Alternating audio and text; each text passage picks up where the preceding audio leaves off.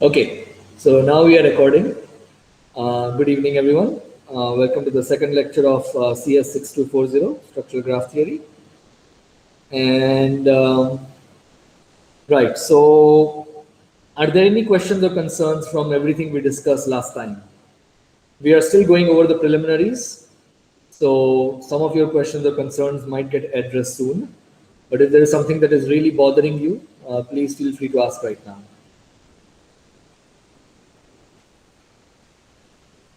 Okay, so if not, then right. So last time we discussed about multigraphs. I want to formally define multigraphs, but the formal definition is not going to be very useful to us. I just want to include it for the sake of completeness. So as I said, in a multigraph, we allow loops and parallel edges.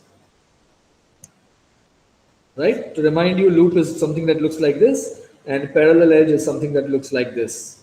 There are multiple edges joining the same two vertices. Right?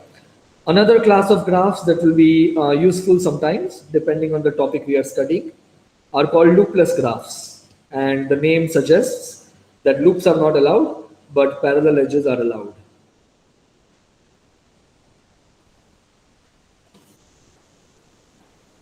Right? And perhaps the most common class of graphs that we'll be investigating are simple graphs. Right? So we don't allow loops and we don't allow parallel edges.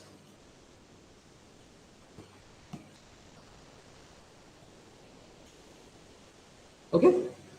And clearly, all simple graphs are loopless graphs and all loopless graphs are multigraphs. Okay? Good. So let's start with an example of a multigraph. I want to use this example to to remind you of some definitions that you probably have seen in the past, just so that we all have a common set of terminology. Okay? So let's look at this example. And let's label the vertices and edges. So V1, V2, V3, and V4. And let's say this is E1, E2, E3, E4, E5, and E6. Okay? So we are going to define a few terms. So what does adjacency mean? So there are two types of adjacency.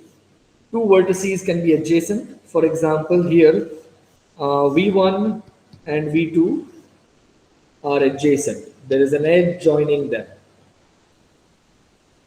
Okay. On the other hand, V1 and V4 are not adjacent.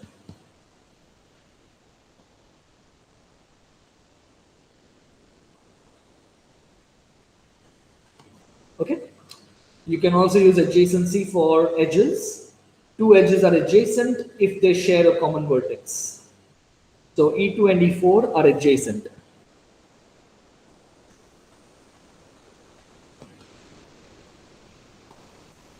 Right? On the other hand, E1 and E3 are not adjacent. They don't share a common vertex. Right? So I'm not going to write down the definitions, but I'm going to give you some examples, and hopefully the lecture recording will be sufficient to remind you of the definitions. Okay? And well, you can also talk about a vertex and an edge, and then we generally use the term incidence. Okay? So vertex and an edge can be incident with each other. So V1, let's say E1 and E2 are incident with V1, right? Both of these edges contain the vertex V1 as one of the ends. Okay? So that is incidence. So the idea is incidence is used for two different objects, vertices and edges, for instance. Whereas adjacency is generally used for the same type of object, two vertices or two edges. Okay? Great. All right. Um, Neighbors of a vertex. Well, it is exactly what you think it is. The neighbors of a vertex are all those vertices that are adjacent to that vertex. Right. So the neighbors, I'll generally write this abbreviation. Neighbors of V2 are V1, V3, and V4. Okay. What happens if your graph has loops? Is V1 a neighbor of itself? Well, that depends on the context. But generally, we'll be using the term neighbors in the context of loopless graphs. Okay, so if there are loops, then it all depends on the context and the specific problem you're studying. Okay, so you can restrict yourself to simple graphs when there is a confusion, right? Okay, and the notation for neighbors is generally n of V2. So that is V1, V3, and V4. Okay, great. What else? You might have, you probably have seen the handshaking lemma, which is about the degrees of the vertices. So what is the degree of a vertex? It's the number of edges that are incident at that vertex. There is one issue. Hello? Yeah, I have a slight clarification. So in case of Yes. loops, can we say that V1 is a neighbor of itself? V1 is a neighbor of itself. Right. So you just, if you are dealing with graphs that have loops, you just clarify that this is a definition I'm using. Okay. Right? Okay. But So for for some of this these graph, concepts, right? Sorry, go ahead. so for this graph, can we say that n of V1 is V1 comma V2? Sure, you can say that. V1 comma V2. Okay, okay, Yeah, okay. you can say that n of v1 is v1 comma v2. However, if your problem requires a different definition, you just say n of v1 is equal to v2. Okay, Right? okay, okay. So you have to allow for some flexibility. That's one of the points I'm trying to convey here. Right? Okay. What about degree of a vertex? Again, here there is a confusion. What is the degree of the vertex v1? Is it 2 or is it 3? Because the edge e1 is incident at v1 twice. So in this case, in order to make the handshaking lemma true, which I assume most of you are familiar with, maybe all of you, we are going to assume that when you compute the degree of a vertex, you count the loops twice.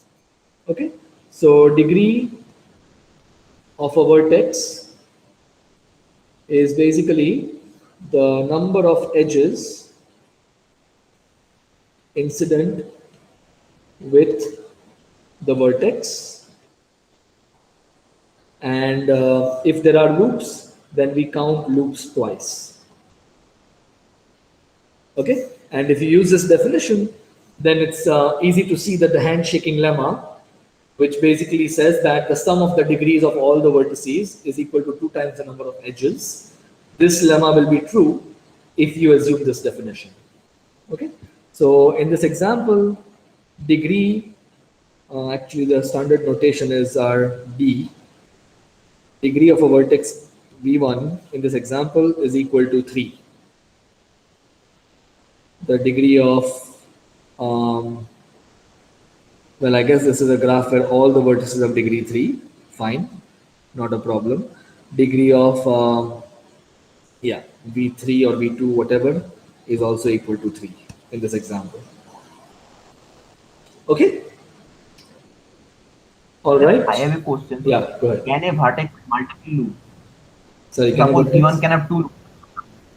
No, I am asking, can a vertex have multiple loops instead of a single loop? So Yeah, suppose if sure. Yes, a particular vertex can have multiple loops as well.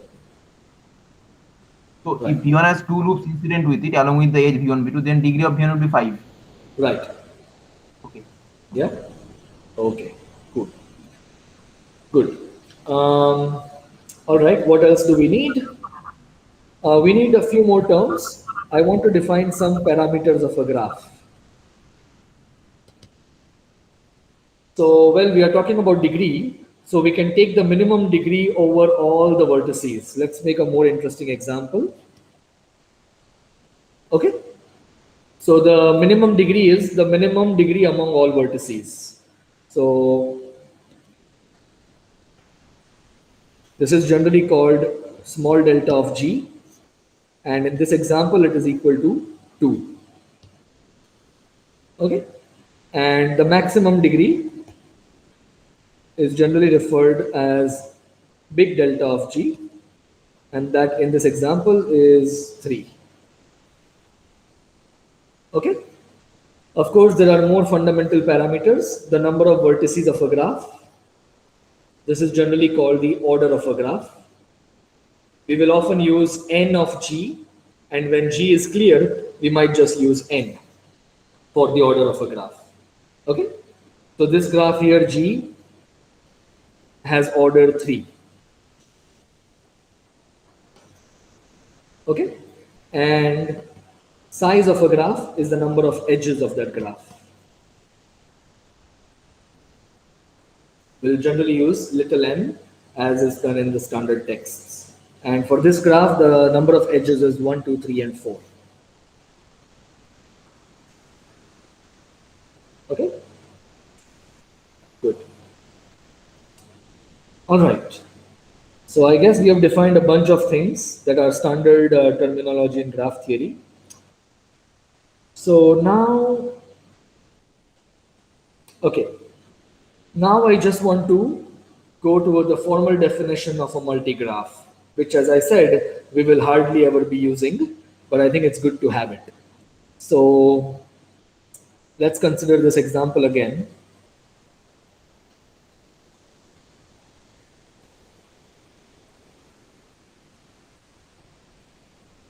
V1, V2, V3, V4.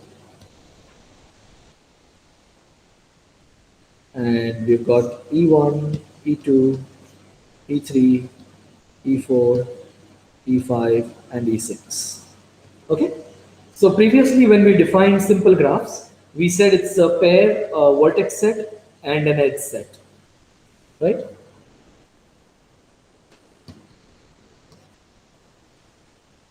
However, now the problem is we can't just say edge E5 is V3, V4 and the edge E6 is also V3, V4, right? We need some way to say which edge has what ends because multiple edges could have the same ends. So one standard way to do that is to define a function. This is called the incidence function. So you have a pair along with an incidence function, and what it does for each edge, for example, E3, it will say it's associated to the unordered pair V2 and V3. Okay?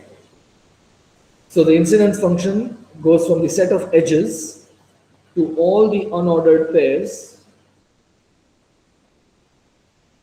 of not necessarily distinct vertices, because a loop will be incident with the same vertex twice, right? Not necessarily distinct vertices. Okay, so in the case of E1, you will just have the vertex V1 twice. Okay, generally I will not be writing the curly brackets, and the order does not matter, as we already know. They are unordered pairs. Okay, so that's the formal definition of a multigraph. You have a vertex set, an edge set, and this incidence function psi. We will never use this again. So just to let you know that this is the formal definition. You're not forbidden to use it, but generally it doesn't help a lot in actually doing graph theory research or anything. Okay, great. All right, so at this point, are there any questions or concerns?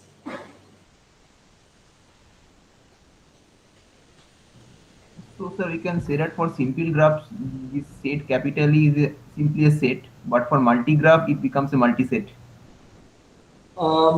Yeah, that's one way to look at it.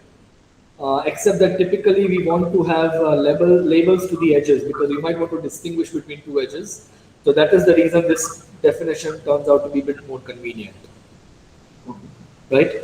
It's just to make things really rigorous. The reason I'm introducing this is you might be reading Bondi Murthy, which is the standard text, and they might use this because this is also the definition that's given in their text. Right? But most of the times they don't refer to the incidence function. But if they do, then I want you to be able to read that. Okay? Okay, sir. Okay, sir. Good. Any other questions or concerns?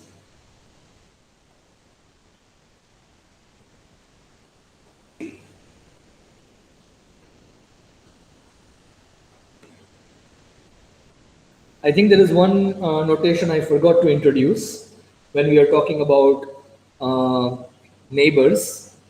Another very useful concept is which edges are incident at a vertex. So that's generally called, there's a notation for that. I will just write it down here. It's related to incidence. So for any vertex, the edges incident at that vertex are denoted by the notation partial. So partial of V2, for instance, is E2, E3, and E4. Because all these edges are incident with the vertex V2. Okay? I call it partial because that's the LaTeX notation for this symbol. Right? It's your differentiation symbol. Okay? So those are the edges incident at a vertex. That's denoted as partial of the vertex. Okay? All edges incident with V2.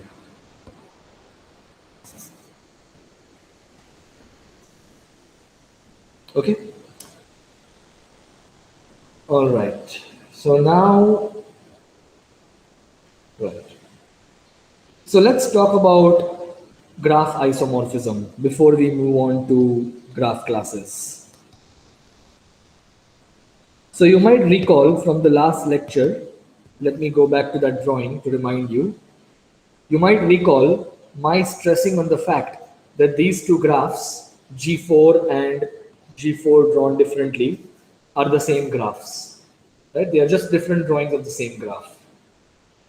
Similarly, here you have two different drawings of K4, drawing 1 and drawing 2. Okay? And the reason they are really different is because in the first drawing, you have two edges that meet at a point, which is encircled in a red circle. Whereas in the second drawing, no two edges meet at a common point unless they are both incident at that vertex, the point corresponding to that vertex. Okay? So, however, they are different drawings, the graphs they represent are the same graphs. Okay? And to make that formally precise, we are going to talk about graph isomorphism. Isomorphism is a term that you probably encountered in almost every area of mathematics. When are two objects essentially the same, right? So that's where this term is coming from. Iso means similar, right? So let's take an example. Here is an extremely famous graph. Can anybody tell me what is this graph that I'm drawing? This is the Peterson graph. This is the Peterson graph. Peterson, yeah. Exactly. Thank you. So there is in fact a whole book on the Peterson graph. It's that important a graph in graph theory. So now I want to give you a different drawing of the Peterson graph, but let's call this G1 and let's make another graph G2, and we will argue by simple labeling of the vertices that these two graphs are the same graphs. Okay? So here is your second drawing.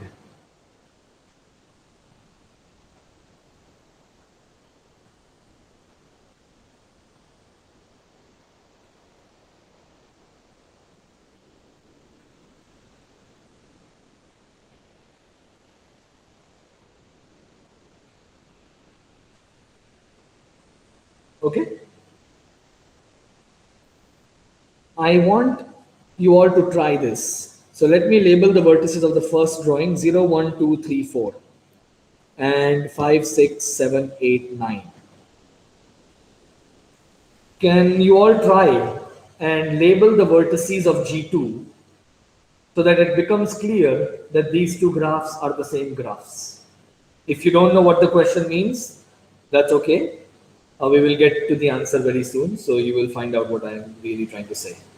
But I'm sure some of you have seen graph isomorphism before. So what I want you to do is I want you to label the vertices of G2, the second graph, using the numbers 0 to 9, so that whenever I and j are adjacent in the first drawing, I and j are also adjacent in the second drawing, and vice versa.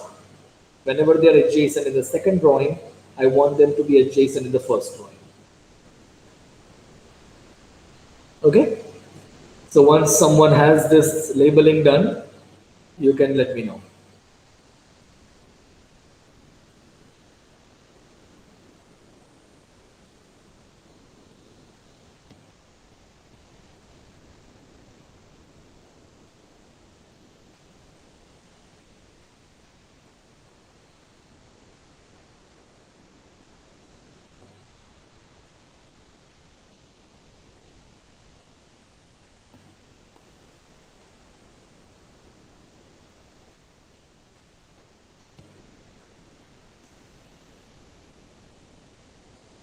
Okay?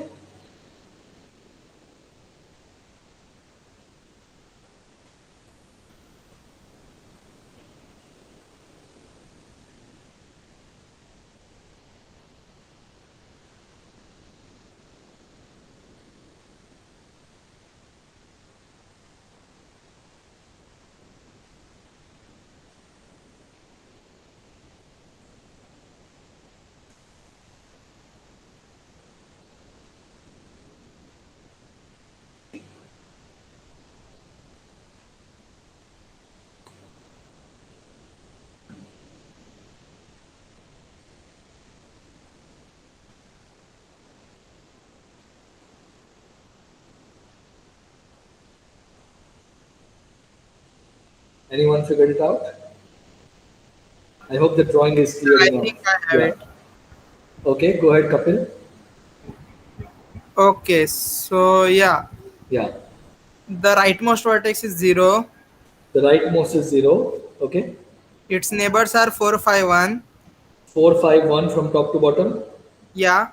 4, 5, and 1. Okay, and then I know that these three, the set of three vertices is an independent set. Hmm. So Okay. it can be like something like 9, 8, 2 or 6, 7, 3.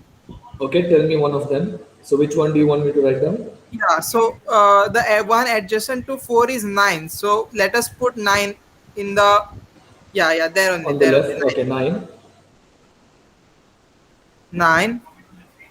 Then we can complete the independent set by 9, 8, 2. So yeah, there should be 8. 8 should be, yeah, it should be there, yeah, because it is adjacent to 5. And Okay. then another thing, one adjacent to 4 is 3. Okay. So top right is 3. Hmm. Then it's easy right now. Now what should I do? Adjacent to 5, 7, and 5 no, goes to 7? No. 7 and 6. Okay, 7 and 6. Okay. So let's check this. You had a certain way of approaching the problem. Now I will follow another way to verify that this is indeed correct. So 0, 1, 2, 3, 4 is a 5 cycle. We will talk about cycles soon if you are not familiar. 0, Sir, 1, 2. basically, sir, this graph has to disjoin 5 cycles. That's right. In That's case another way to graph look has to at it. disjoin, yeah, has to So disjoin 0, 5 1, 2, cycles. 3, 4 is a 5 cycle, right? Everybody sees the 5 cycle I've drawn in red color?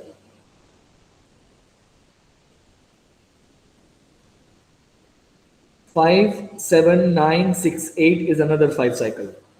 5 to 7 to 9 to 6 to 8 is another 5 cycle.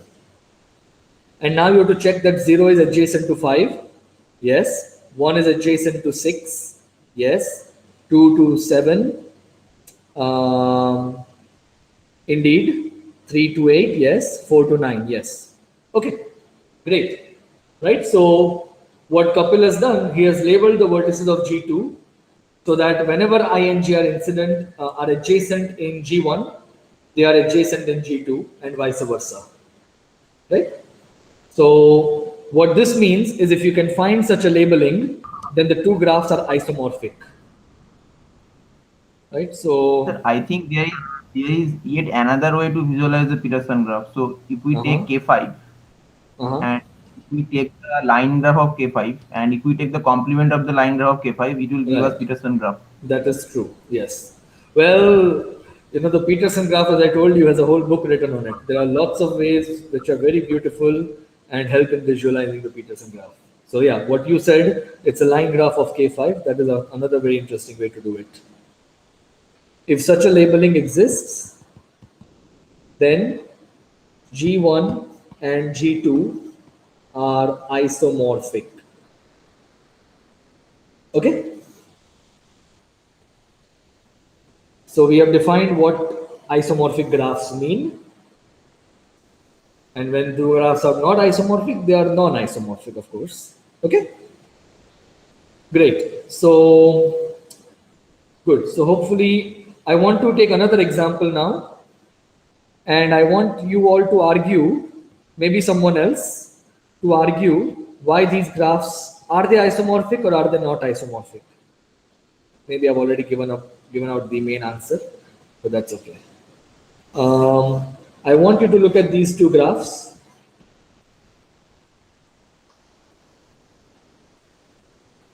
And I want you to tell me whether they are isomorphic or not.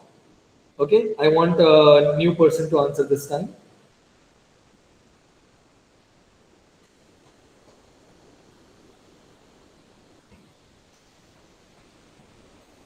Let me call them H1 and H2. So are H1 and H2 isomorphic or are they not isomorphic? If they are, label the vertices of H2 accordingly. And if they are not, then give a short explanation of why they are not isomorphic. They are not isomorphic. Okay, Anurag, yes, why? H2 is bipartite and H1 is not. Okay, fine. So you're using the concept of bipartite graph. Let me put it slightly differently since not everybody may be familiar. So H1 has this triangle, and in H2 you can observe that there is no triangle, and that is basically on the same lines as what Anurag said. Okay, I think somebody wrote on the text box. Okay, no, sorry, that's my bad. Okay. All right. So these are not isomorphic.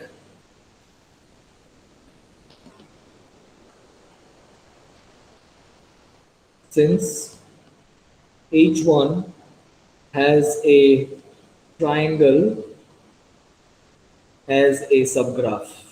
And we haven't yet talked about subgraphs, but hopefully you get the idea. I'll define it formally in a few minutes. In H2, you will not be able to find three vertices that are all adjacent to each other. Okay?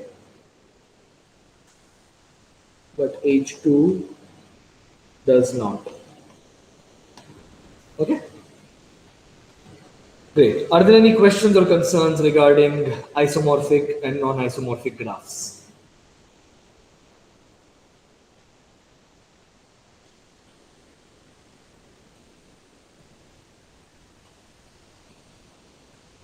So generally in structural graph theory, I generally don't use the term isomorphic. I will just say that G1 and G2 are the same graphs.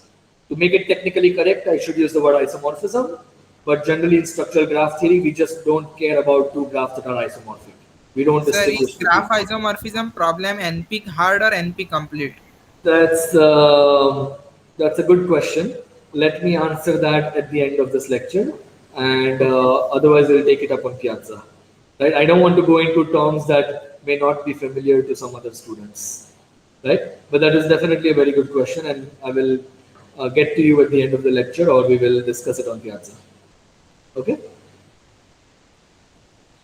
The short answer is it's not polynomial time solvable. and its complexity status is complicated. Any other question? Yeah, go ahead. We can at least set the problem is in NP, because given a certificate, we can verify it Yes. whether it is. Yes, the problem is in NP, you're right. That's right. So I will actually be talking about NP and co-NP soon. So it's a good thing that you brought this up. Okay, any other questions or concerns? So, is there a way to represent, like for example, we see isomorphic graphs as different representation of the same graph, right? So, I mean, but mathematically, how do we show the positions of each of the vertex are different, like there are edge crossings and all? I don't fully understand the question. Can you? Yeah, so, for example, if you look at the, so can you scroll up yeah, and look at the sure. previous example? Yeah. Yes, sir. So, just looking at the representation, they look different, right? So, but they are one and the same thing in terms of being the same graph. So, let's say, I mean, if we had to put this, and we could represent it as an adjacency matrix, right? Yeah. So, but how do we show that they are? I mean, when we draw the diagram, that they are different, because if we make an adjacency matrix, it would be the same graph, but we don't know that they are different representations. Well, even the adjacency matrix depends on how your rows and columns are arranged, right? So even the adjacency matrix or incidence matrix representations, if you compare the matrices entry by entry, you won't be able to tell whether they are the same graph or different graph. Yes, sir. Right? Because it all depends on which vertex has been placed in which row or column, right? Yes. So the same problem arises with the matrix representation. So the only way to, I mean, in very, without going into details of the graph isomorphism problem, which is not even my forte for to be clear, it's not, there is no easy way to tell that two graphs are isomorphic, except for finding a labeling like we did. So, but the representation, is it only possible to diagrammatically represent it instead of mathematically, say, in the form of vectors or arrays, matrices? Well, a diagram is as mathematical as a matrix is.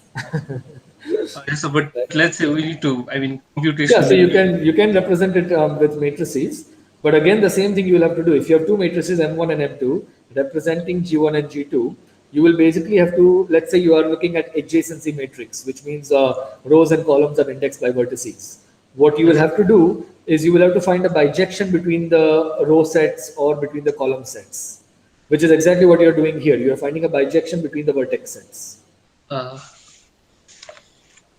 Right? Okay. So it doesn't fundamentally change anything about the definition of graph isomorphism, nor does it make it easier, unless you use some sophisticated algebraic techniques that are generally used in graph isomorphism problem. Right? Okay, so it's not so much, I mean, so I'm trying to say it's not so much about the drawing, because graphs don't need to be represented in order to exist, right? So you just need a vertex set and an edge set. And what you're trying to do is you're trying to find a bijection between the vertex sets, right? We just drew it so that we can visualize it. Otherwise, I could have just written down 0 to 9 and A, B, C, D, E, F, G, H, I up to J, right? And I would have just told you, okay, these are the edges, and now find a bijection between 0 to 9 and A to J, right? But it just makes it easier to draw it. Then it's just nicer to work with graphs. So we don't need drawings in order to talk about graph isomorphism. Does that make sense? Yeah? Yes, sir. Okay. I hope I answered your question. If not, we can continue discussing at the end of the lecture. Okay. Yeah? Kapil has raised his hand, I think, or somebody had raised their hand.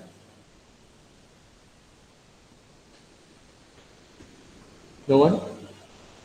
Any other questions or concerns? All right. So graph isomorphism by itself is a very exciting topic, but it's somewhat beyond the scope of this course. So we are going to be saying that two graphs are the same if they are isomorphic, right? we are not interested in two graphs that are isomorphic.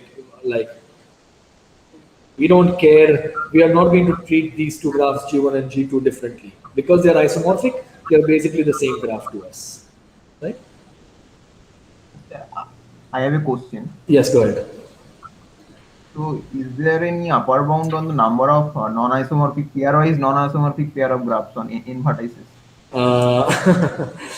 I don't know of any non-trivial upper bounds. So in general, counting the number of non-isomorphic graphs on n vertices is also a difficult problem. And its difficulty, I believe, is related to the difficulty of the graph isomorphism problem itself. Okay. Right? So you can count the number of you can count the number of graphs if you don't care about isomorphism. That's easy. But counting the number of graphs up to isomorphism, that is actually a difficult problem. Okay. Yeah. But is there any such, so if we consider certain special class of graphs like trees or bipartite graphs, so suppose I am considering all in vertex trees, so their total number of isomorphism classes or for bipartite graphs, so is there any upper bound? Not for general, but for... So I think for trees there is a formula, Cayley's formula or something. But again, it's not really something I don't really work with the counting problems, but I think there is a formula for the number of non-isomorphic trees on n vertices, if I'm not mistaken. No, sir. But sir, Cayley's formula actually gives the total number Oh, of it labeled gives a total number of labeled trees. Sorry. Yeah, it doesn't take doesn't into give account isomorphism isomorphism. classes. Right. I am asking about isomorphism classes. Yeah. No. So I don't know of any non-trivial upper bounds. But again, it's a topic that I would have to investigate to answer fully. Yeah. So if you're interested, you can start a discussion on Piazza and we can investigate the topic. Does that sound good?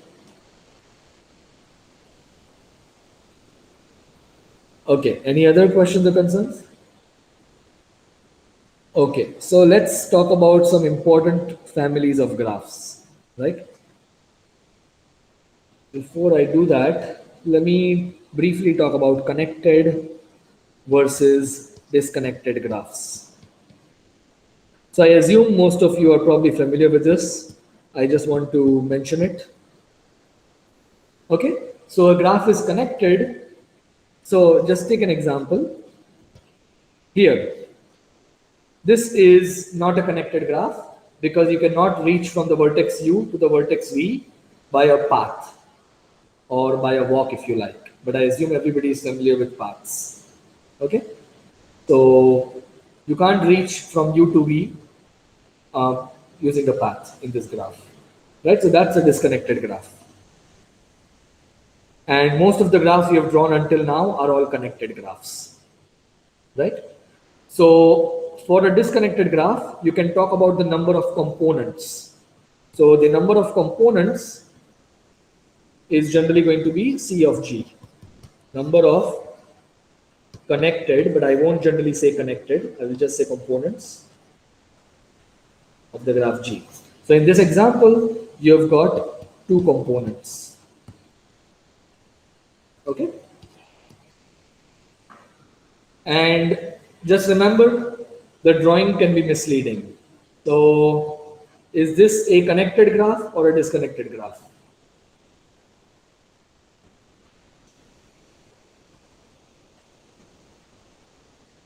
Disconnected.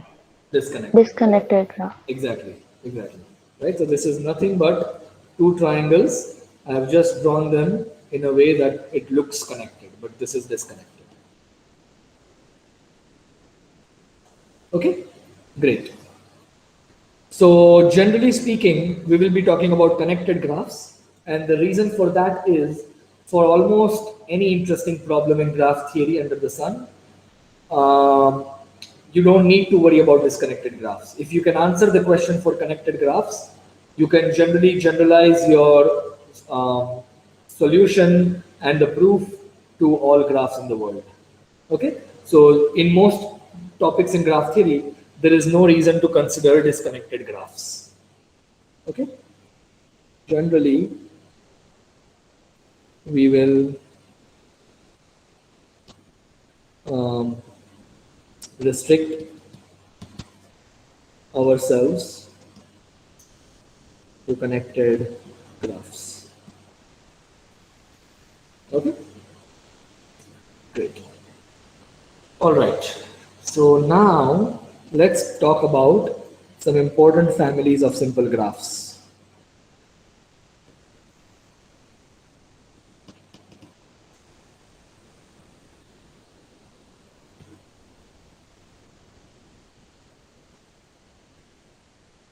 Okay, again, I expect most of you to be familiar with most of these families.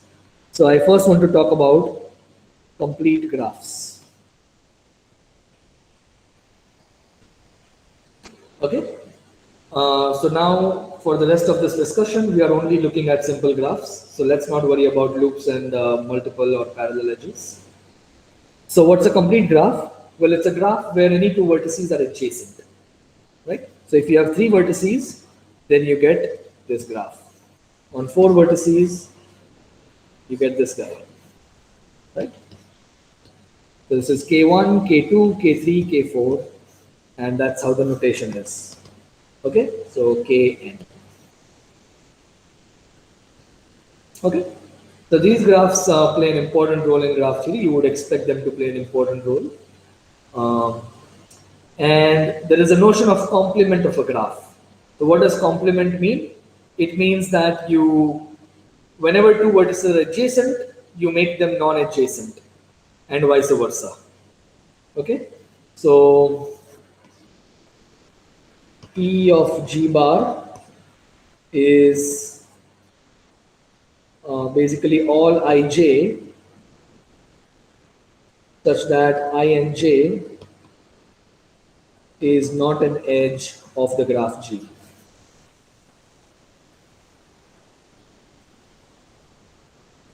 Okay, and G bar is the complement of G. There is a question on your assignment 0, warm-up assignment, about the complement of a graph. It's problem number 3. Okay, so the vertex set is the same, and the edge set is basically flipped, right? So the complements of the complete graphs are basically graphs with no edges, right? So those are called empty graphs. They are the complements of complete graphs.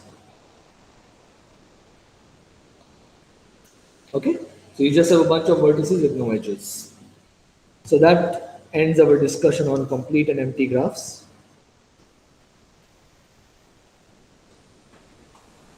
Okay, a bunch of other interesting families. I assume most of you have seen paths and cycles, so let's discuss them. I'm not a fan of writing formal definitions for these things, which are very visual. So I don't think we are going to gain anything by writing down the formal definitions. But you should be able to write down those definitions if required. Right. So paths are just graphs that look like this. Okay, and the notation is generally number of vertices. So P2, P3, this is P5. Okay, and cycles again are exactly what you think they should be. So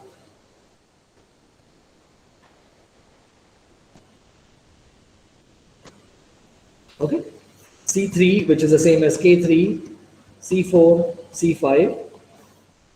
In the case of cycles, it's good to consider graphs with multiple edges and loops. So a single loop will be considered to be C1, it's a cycle, and two parallel edges will be considered to be a cycle, it's C2. Okay? Well, we have discussed about paths and cycles. So can anyone tell me what are graphs without cycles called? Trees. Acyclic. Forest. Cyclic graph. Good. Acyclic. Multiple answers, very good. We are going to call them forests or acyclic graphs. Okay? Forests and acyclic graphs. They are basically the same thing by definition. They are graphs without. Sir, Yeah, go ahead. so C1 and C2, they are not simple graphs. Right. So I said we'll restrict ourselves to simple graphs, but sometimes we will not. Okay, okay. Yeah? So basically, So in the case of cycles, it's good to deal with them. Yeah, sorry. So C1 and C2, they're the only cycles which are not simple. That's right. They are the only cycles that are not simple. Right? And it kind of makes sense why you would consider them as cycles. Right? Okay? So forests are basically graphs without cycles, and they are also called acyclic graphs. So what exactly do we mean without cycles? What does this term really mean? Can anybody elucidate what it means to say without cycles?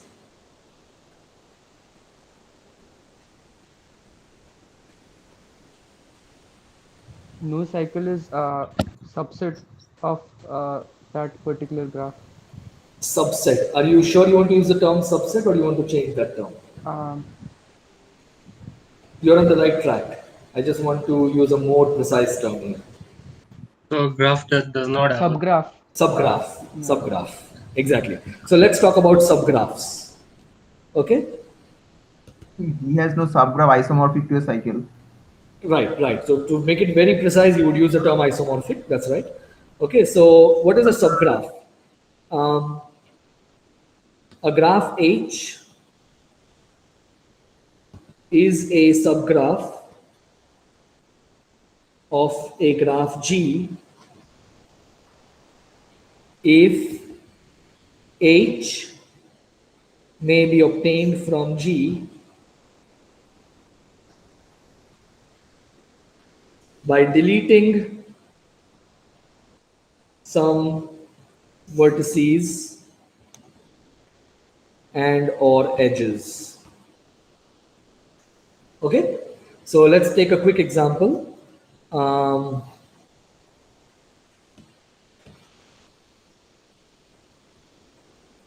So consider this graph. Supposing this is G. I want to obtain C4 from G, the cycle on 4 vertices. Well, what I could do is I could first delete the vertex V1. Okay, so if I delete V1, maybe let me make it more interesting. Let me make it like this. Okay, if I delete V1, then all edges incident with V1 will get deleted. Deleting a vertex means you have to delete all the edges incident with that vertex, right? Edges cannot exist without the vertices that are ends of that edge.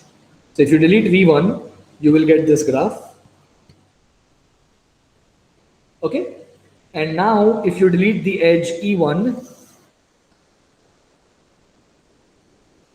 you will get C4. So why are you bringing loops there? Because we are talking about simple graphs. It's okay. I'm just trying to define a subgraph. So in this context, yeah, but you can make a simple example. I mean, a graph, an example that is a simple graph, right? So I just wanted to make it a bit more interesting, right? Okay. So I keep switching between simple and multi-graphs, but generally the context will make it clear what I'm referring to.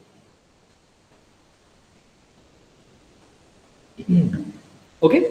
So is it clear why C4 is a subgraph of this graph? C4 is a subgraph of G. Also, to be really precise, I should say, if something isomorphic to H may be obtained from G. But as I said, I will generally not use the word isomorphism because it just makes statements longer without adding any meaning to it, at least in our context. Okay? So I won't always use the term isomorphism. I will slightly abuse terminology and save some time. Okay, so what we mean by without cycles is that no subgraph of, maybe I should say differently, no cycle is a subgraph of G. That is what we mean when we say graph G without cycles. Okay? Sir, Yeah, go ahead. you can also say there is at most one path between two vertices. Yes, that is an equivalent definition, which you will be, and the equivalence you'll be proving on assignment 0. Oh, Right? okay. So we are going to use this as a definition, and then of course we have lemmas and theorems which give us equivalent definitions. Right? Okay. Okay, so let's talk about forests a bit more, but not much more. So your assignment 0 has problems related to trees and forests. Say forest will look something like this, right? It's a graph without cycles. The problem is, well, what could happen is that the graph may not be connected. So the connected components of a forest are called trees. Okay? So a tree is a connected acyclic graph. So in particular, T1 and T2 are trees. However, the union of them, T1 union T2, so you take the union of the vertex sets and you take the union of the edge sets, is a forest.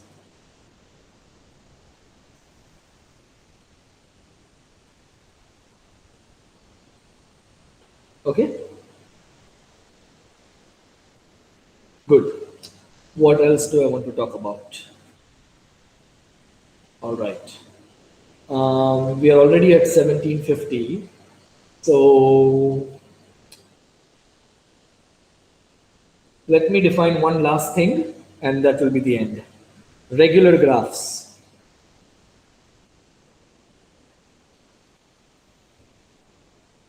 So regular means every vertex has the same degree, right? So remember K4 for instance, every vertex is degree 3. The Peterson graph, every vertex is degree 3, right? A cycle is a 2 regular graph. So when we say K regular, we mean that the degree is equal to K. Okay, this is a 3 regular graph. So K regular means that each vertex has degree K. And if we just say regular, we are not specifying K. Right? So it is K regular for some K. I will end this lecture at an exercise, do it yourself, and I'm planning to post these do it yourself exercises on Piazza, something that I did not do in the last offering, but I think it might help. So I want you all to try the following problem. Prove that a connected graph is 2 regular if and only if it is a cycle. And if I want to be very precise, I would say it is isomorphic to a cycle. Okay?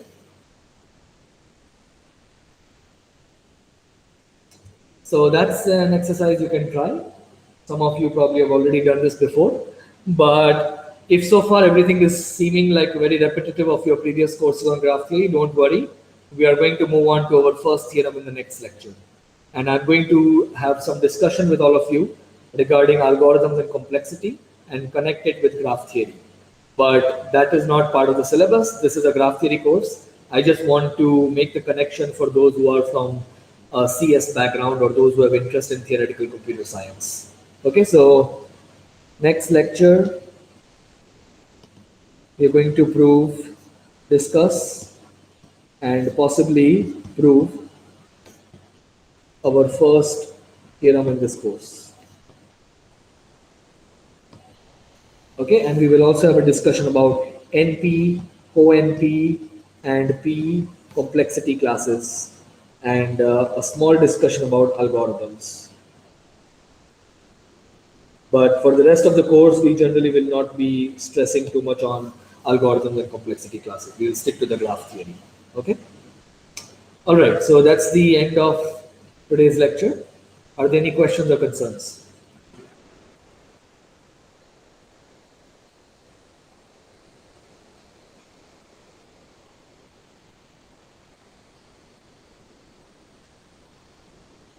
Can you please name the theorem which we are going to prove in next class? I wanted to leave it as a as a suspense, Okay, but if you that are is fine. That is fine. you sure? Then you don't need to. Okay, fine. It's okay. Okay, so let's not name it.